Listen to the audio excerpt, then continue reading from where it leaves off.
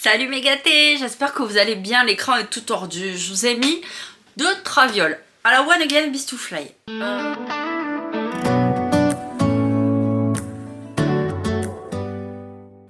Je suis super contente aujourd'hui. Attendez, je vais quand même vous redresser un peu parce que là franchement ça craint. Ah, c'est mieux. Attendez, je vous remonte qu'on parle d'égal à égal. Voilà, que je ne prenne personne de haut. J'espère que vous allez bien. Peut-être que d'ailleurs le vlog a déjà commencé, je ne sais pas du tout comment je vais monter tout ça. J'ai beaucoup de rush, j'aurais jamais cru avoir autant de rush à vous proposer ces derniers temps parce que j'avais pas l'impression de faire grand chose, mais en fait si, quand on filme plein de petits événements comme ça dans la vie, ben finalement ça fait plein de rush. Et du coup, je crois que je vous l'ai déjà dit, mais je sais pas si vous préférez avoir des vlogs un peu plus longs et du coup être plus à jour et être plus proche de la réalité temporelle de ma vie par rapport au moment où sortent les vlogs, ou si vous préférez qu'on reste sur des formats un peu courts entre 16 et 22-23 minutes, mais du coup ce qui fait que ça va s'étaler plus et qu'au moment donné on va avoir un décalage peut-être de 3 semaines, 1 mois dans le temps par rapport à la réalité. Bref, vous me direz ça en commentaire. En tout cas, aujourd'hui on est mercredi 23. On est le combien aujourd'hui? Je sais pas. 23. On est le 23, donc on n'est pas mercredi, on est jeudi. Je sais plus ce que je raconte. Bref, on est jeudi 23 juillet. Je viens de faire mon avant-dernier rendez-vous bilan de compétences avec Oriane, la personne qui s'occupe de moi dans ce bilan de compétences. Je suis super heureuse parce que vraiment, il y a des projets pro qui se dessinent. Je suis vraiment en train de trouver des pistes de métier vraiment qui me plairaient beaucoup, qui me conviendraient, qui seraient faits pour moi et pour lesquels je serais faite. Donc voilà, je suis super heureuse, c'est des choses que je n'avais pas du tout envisagées au départ et qui en fait matchent vraiment avec ma personnalité. Donc je vais pas trop en dire, je vais pas dire vers quoi je vais potentiellement me tourner parce que je veux pas me porter l'œil, voilà, je suis pas trop superstitieuse. Je vous promets, j'ai juste bu un café. Je suis à 2000 à l'heure. Mais je suis tellement contente de ce rendez-vous, ça m'a fait tellement plaisir. Bref. Surtout qu'avant ça, j'en attendais rien. Puisque je me suis dit, en fait, je suis dans une période tellement floue avec le problème de ma tumeur, etc. L'arrêt de travail. Mon autre entreprise pour laquelle je ne fais plus rien, je ne fournis plus aucun effort. Bref, je suis tellement dans le flou que c'est compliqué. J'ai envie de me projeter dans mon futur professionnel, mais je ne sais pas trop comment m'y projeter. Et là, enfin, un projet se dessine. Et je sais vers quoi il faut que je tende pour pouvoir justement avancer professionnellement dans les prochains mois, dans les prochaines années.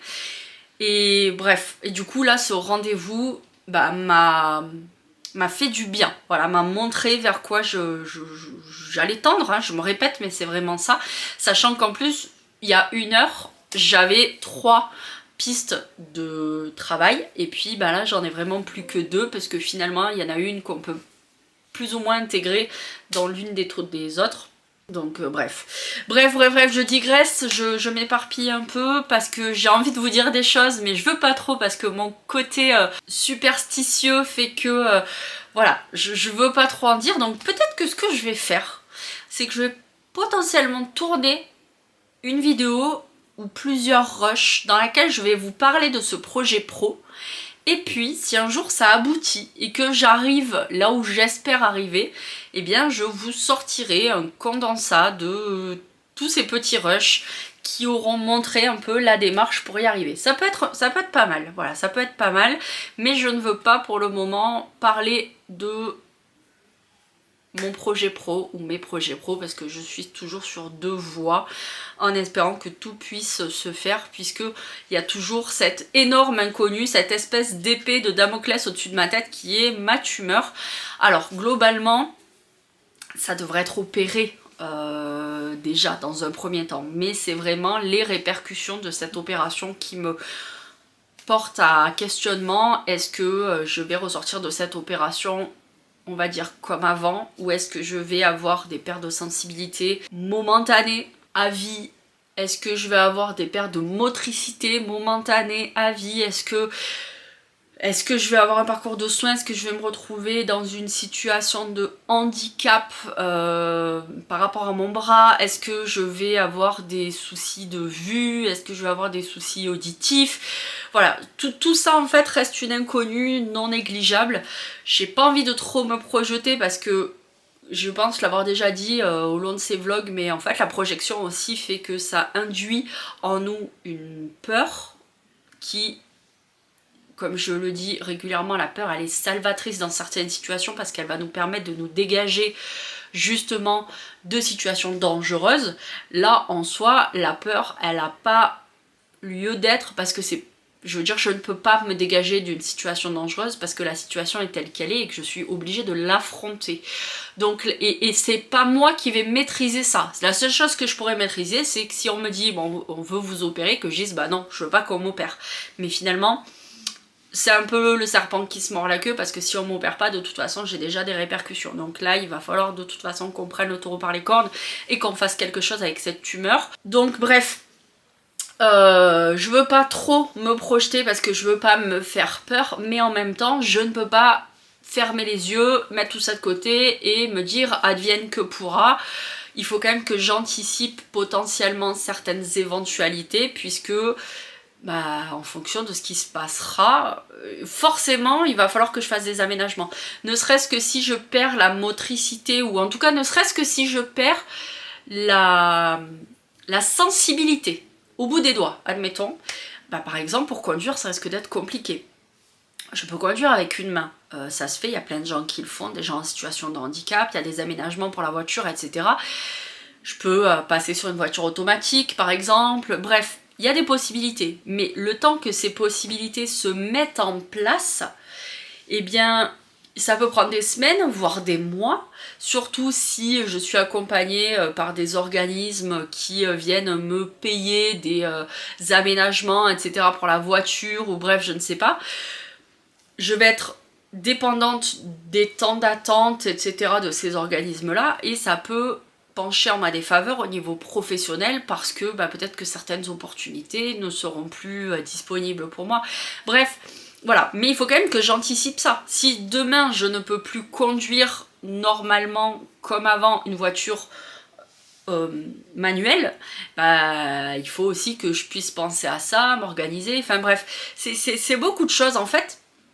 C'est là que je me rends vraiment compte que la maladie, ça vraiment vient jouer sur beaucoup d'aspects. Je le savais déjà, je veux dire, je suis pas naïve, puis j'ai déjà eu des problèmes de santé, mais pas tels que celui-ci, qui peuvent avoir des répercussions après sur l'entièreté de ma vie. Et la chance que j'estime avoir par rapport à la maladie, et en tout cas par rapport à celle-ci, c'est que justement je vais pouvoir me permettre d'anticiper certaines choses, et si celles-ci ne surviennent pas, eh bien ce ne sera que du positif parce que voilà, j'aurais juste prévu des éventualités que je pourrais abandonner, alors que si c'était un accident de la vie par exemple, eh bien je n'aurais rien pu anticiper et je me serais retrouvée face au fait accompli si on peut dire, puisque admettons tu te retrouves à avoir un accident et tu te retrouves amputé d'un bras ou tu perds ta sensibilité au niveau du bras. Bah, la veille tout allait bien, tu pensais que le lendemain tu allais simplement récupérer des courses au drive et le surlendemain bah, tu te retrouves avec un bras qui n'est plus fonctionnel et il faut que tu repenses toute ta vie. Et donc c'est une bascule à 360 degrés, là où moi je vais avoir des éventualités à étudier, des choses à travailler en amont.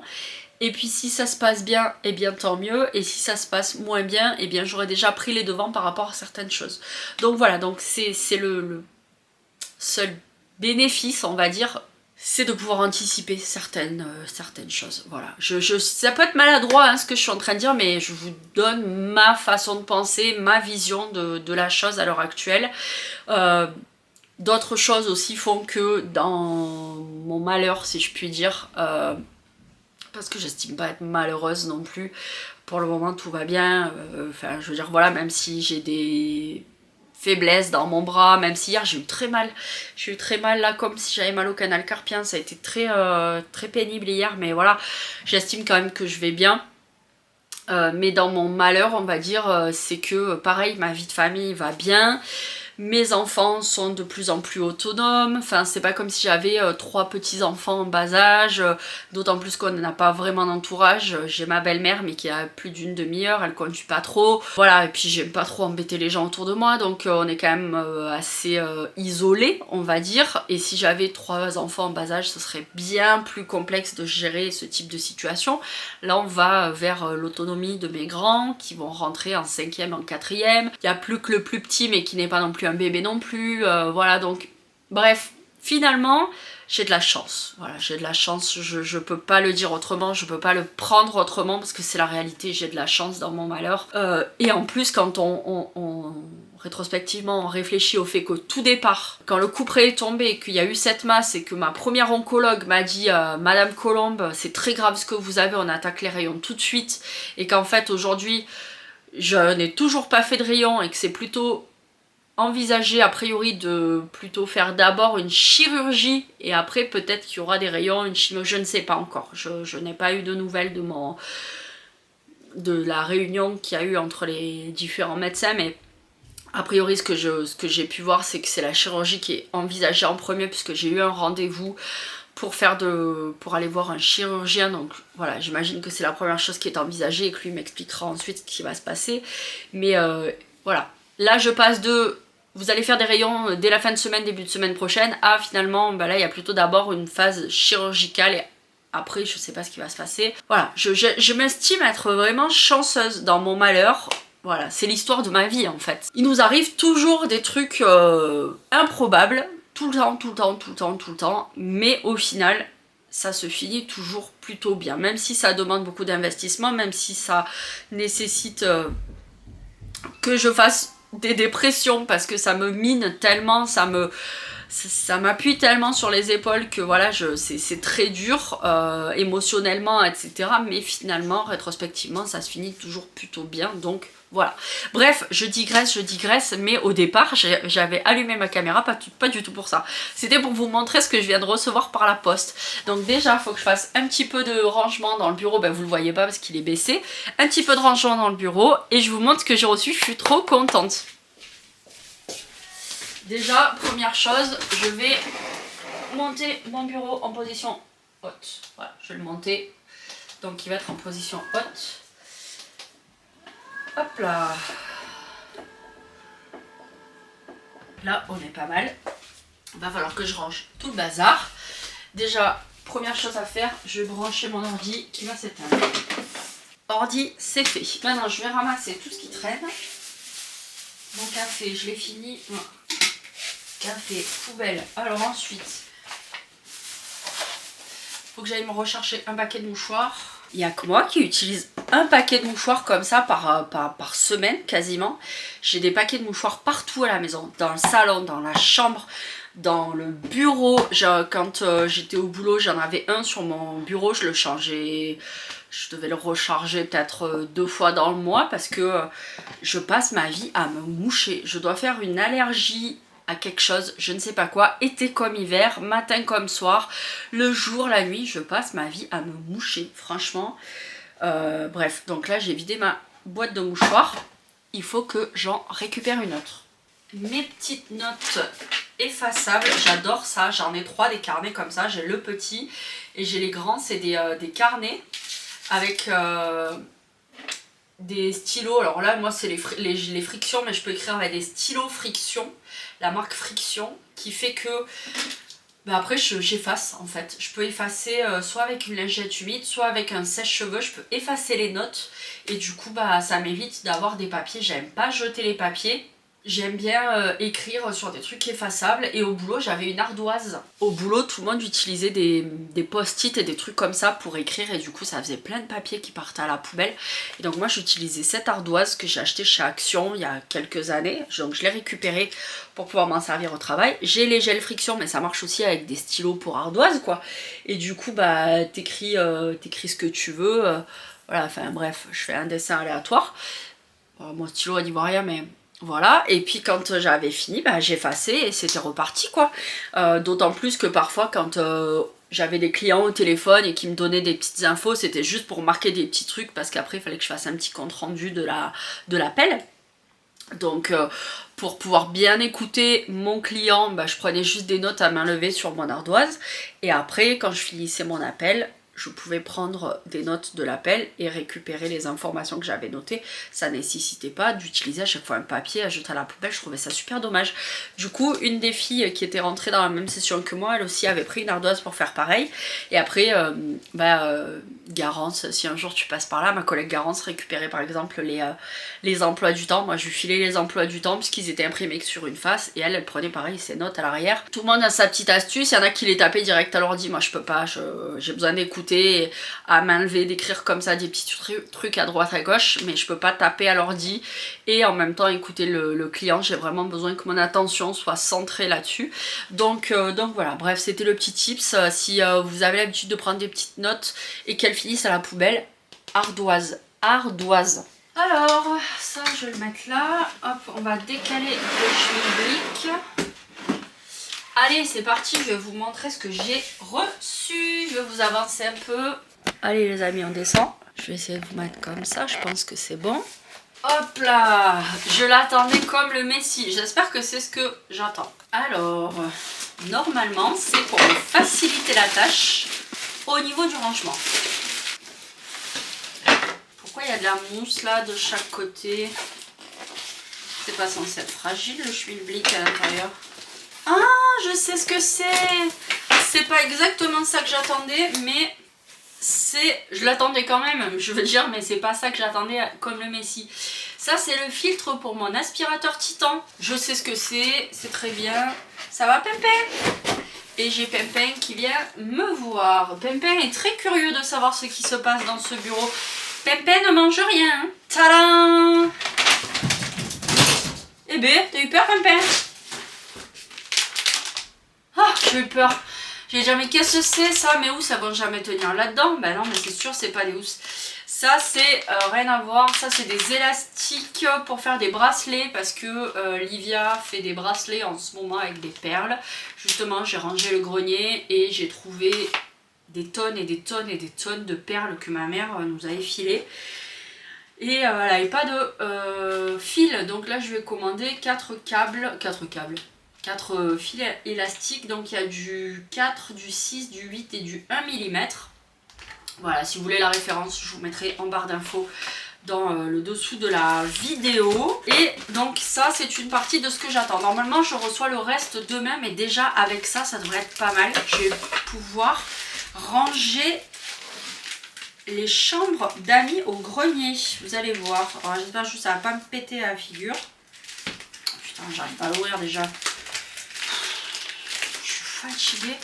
Aujourd'hui je suis fatiguée, j'arrive pas à dormir, c'est horrible. Il va falloir que je prenne rendez-vous avec mon psychiatre prochainement et que je lui dise qu'il faut qu'on change à nouveau les cachets pour dormir parce que j'arrive pas.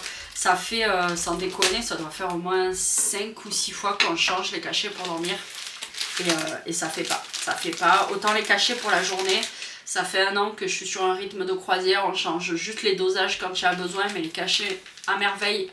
Vraiment ils sont super, mais alors pour la nuit je n'arrive pas, hein, j'arrive pas à trouver ou alors c'est temporaire en fait, ça va faire effet pendant quelques jours et puis après c'est reparti.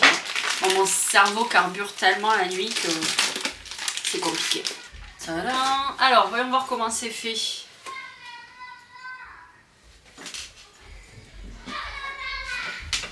Je reviens, je vais régler les conflits. Donc on va finir de déballer ça. Et c'est une house. Alors, elle a l'air pas mal grande. Cool. Et il y a une petite fenêtre. Yeah. Trop bien.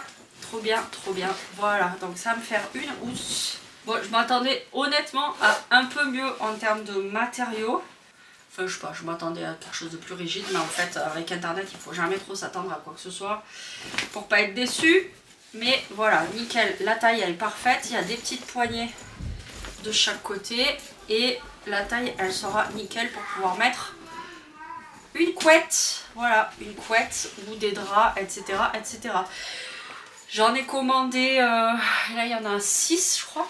Donc je vous emmènerai avec moi après pour ranger les chambres d'amis dans laquelle j'ai stocké pas mal de couettes, etc. que j'ai nettoyé récemment. Merci chaton, mais j'en avais pas besoin. Mais c'est gentil. Elle m'a dit Ok.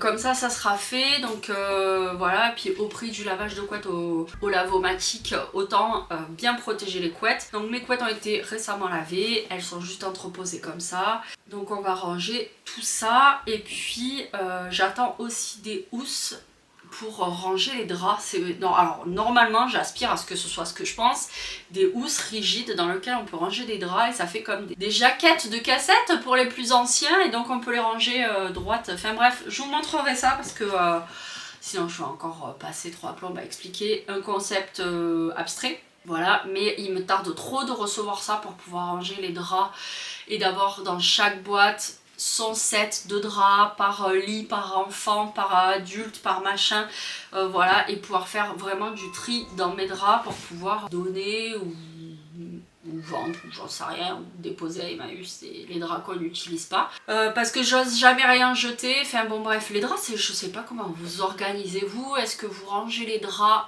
propres pour le futur changement dans chaque chambre, c'est-à-dire par exemple, moi je pourrais avoir mes draps propres dans ma chambre, les draps de Lisandro dans sa chambre, les draps d'Ivia dans sa chambre, et en fait à chaque fois que je lave à nouveau les draps, je les range dans leur chambre, donc chacun a ses draps comme chacun a ses habits rangés dans sa chambre en attente d'être utilisés. Ou est-ce que vous avez un placard, une armoire dans laquelle vous avez tout le linge de lit de la maison et vous vous chargez quand c'est le moment de faire le changement de drap, d'aller récupérer là-dedans. Moi, à l'heure actuelle, j'ai un peu les deux, parce que j'ai pas d'armoire à proprement parler, donc j'ai un espace dans lequel j'ai plein de draps, mais j'essaie, en tout cas dans la chambre de Lélio, d'avoir les draps en taille une personne. Mais ça me plaît pas ce rangement, et en fait j'aimerais que chacun ait des boîtes avec sa parure de drap dans sa chambre, comme ça chacun vraiment chacun ses affaires, on va dire, et ça permet d'optimiser le rangement. Enfin bref, je sais pas. Je digresse, j'arrête de vous saouler avec ça, on verra comment je m'organise, et puis déjà j'attends de recevoir la marchandise pour voir exactement ce que c'est, comment ça rentre dedans. Normalement j'ai pris pour faire en sorte de pouvoir rentrer des parures king size. Comment ranger tout ça, comment plier tout ça pour que ça rentre aussi dans la boîte, parce que moi j'ai mon mode de pliage mais je sais pas si ça va rentrer dans la boîte. Et bref, on verra. Voilà, allez, stop, j'arrête là, je vous fais des bisous, peut-être que ce vlog continue, peut-être pas, je ne sais pas, mais dans le doute, je vous fais des bisous méga gâtés et je vous dis à plus. Bon, là c'est une petite partie du bazar qu'il va falloir que je range. C'est entreposé là à la va-vite. Alors, j'ai ça qui est super cool, c'est des marches pour chiens et pour chats pour monter dans le lit ou sur le canapé parce que mes chiens sont vieux. Donc j'avais acheté ça pour mon défunt Hermès. En fait là au cours des 14 derniers mois on a perdu 3 de nos chiens. En avril 2025 on a perdu Lemon, le dalmatien, qui avait 10 ans, tout petit peu plus de 10 ans. Donc qui est mort, il avait des problèmes cardiaques et problèmes d'hypothyroïdie. Pour un dalmatien, un grand chien, 10 ans c'est plutôt un bel âge, ça reste une mort jeune, mais c'est un âge classique on va dire pour les grands chiens. Ensuite en septembre 2025 on a perdu Elé, qui venait d'avoir 13 ans, qui avait un cancer qui s'était généralisé, mais qui était surtout au départ positionné sur sa vessie. Donc il a fallu que je la fasse euthanasier, puisque on avait convenu avec la vétérinaire qu'elle restait avec nous et qu'elle avait un traitement, voilà, tant que ça allait. Donc elle a passé son dernier mois de vie avec nous, enfin avant ça elle était avec nous, mais je veux dire elle a passé son dernier mois de vie où nous lui donnions un traitement tous les jours pour pallier à ses douleurs, etc. Et la vétérinaire m'avait dit, voilà, à partir du moment où elle cessera de s'alimenter, il faudra mettre un terme à sa vie, puisque là ça voudra dire que c'est la phase terminale de sa maladie. Et donc au mois de septembre, le 11 septembre, eh bien, je l'ai amenée chez le vétérinaire pour la faire euthanasier, puisque ça faisait 2 jours qu'elle n'avait pas vraiment mangé. Donc le premier jour, je me suis dit, tiens, elle a peut-être pas trop faim, elle avait mangé que la moitié de sa portion. Puis le lendemain, elle n'a pas mangé du tout. J'ai eu du mal à me dire que bah, ça y est, c'était fini. Et le 3e jour, là, j'ai appelé la vétérinaire et je lui ai dit que voilà, c'était la fin. De toute façon, elle était complètement apathique, elle était en train de partir, mais je voulais abréger ses souffrances et lui éviter de partir dans la douleur éventuellement, mais de partir dans la violence d'une intoxication interne, puisqu'en fait sa vessie était tellement prise par le cancer que bah, forcément elle ne pouvait plus évacuer ses urines correctement, etc. Donc en fait elle était en train de s'intoxiquer de l'intérieur quoi. Mais bon, à 13 ans c'est un très bel âge pour un chien. C'est un chihuahua donc ça reste un âge correct. Mais voilà, on est quoi, on est en juillet, ben, le mois dernier, au mois de juin, la veille de ses 14 ans. Pareil, nous avons fait euthanasier Hermès qui avait aussi un cancer généralisé, qui lui prenait les poumons, poumons, cœur, foie, enfin ça s'était bien développé dans tout le thorax. Et donc il devait fêter ses 14 ans le 22 juin et le 21 juin, eh bien, nous avons dû abréger ses souffrances. Ces derniers jours de vie ont été durs, c'était en pleine canicule en plus et il voulait rester en plein soleil malgré la chaleur excessive, mais en fait il faisait une petite hypothermie parce que c'était la fin. Et voilà, et comme il ne s'alimentait plus, il ne buvait plus, même s'il essayait de tenir bon, j'ai pris la décision avec mon époux d'arrêter là et de pas attendre parce que de toute façon il allait partir dans les heures, dans les jours qui allaient suivre. Donc ça a été très très dur parce qu'autant Ellie était devenue apathique en quelques heures, donc on a bien compris que voilà, sauf que Hermès, bah, il réagissait encore un peu. Ouais, c'était compliqué, mais de toute façon c'était nécessaire, c'était la fin. Donc voilà, donc on a perdu 3 de nos chiens. Il nous reste Nala et Ficelle qui sont 2 frères et sœurs d'une même portée, mais qui ont 12 ans aussi, voilà, qui vont sur leur 13e année à la fin de l'année, je crois. Ouais. Bref, en tout cas ils ont la douzaine, je sais plus. Et donc ils vieillissent aussi quoi. Et bon, après on savait, en ayant des chiens qui étaient tous nés à peu près à la même période, à 2-3 ans près, dans ces eaux-là, on savait que bah, du coup ils allaient plus ou moins avoir leur fin de vie aussi dans les mêmes périodes quoi. C'est pas comme si tu prends un nouveau chien tous les 5 ans, bah, tu sais que tes échéances sont globalement plus élargies. Après on n'est pas à l'abri d'un accident, on n'est pas à l'abri de plein de choses, mais globalement si on part sur une fin de vie normale, voilà. Donc bref, on savait, mais ça a été dur. En fait là, ces derniers mois, ces dernières années, on a pas mal encaissé quoi, donc voilà, mais bon, c'est la vie, c'est ainsi, ils ont bien vécu avec nous, tout s'est bien passé.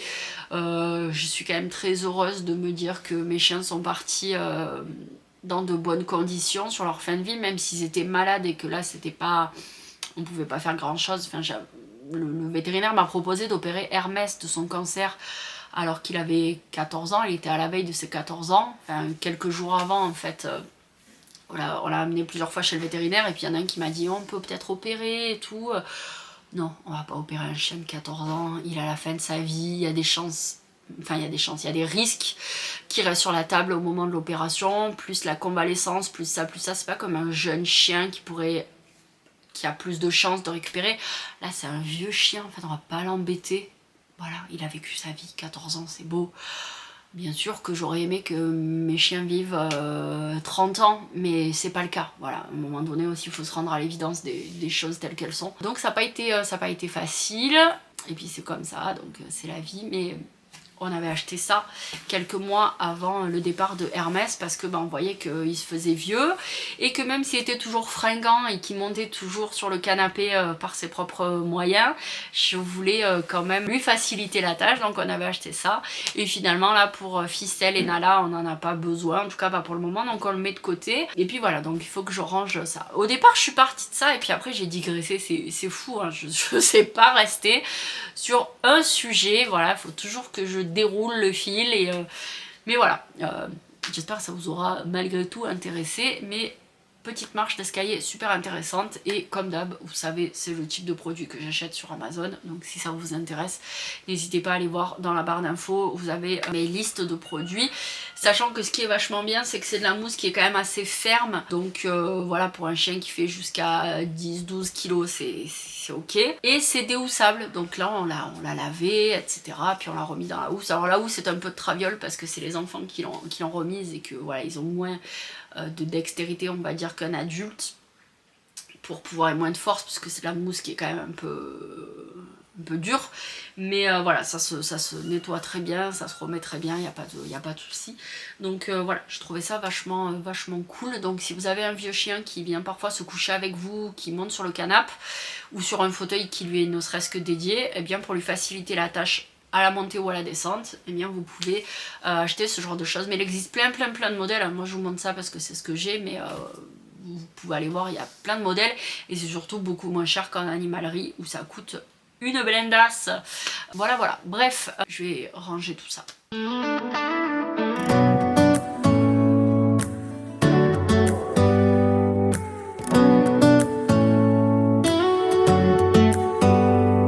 Do you hear that?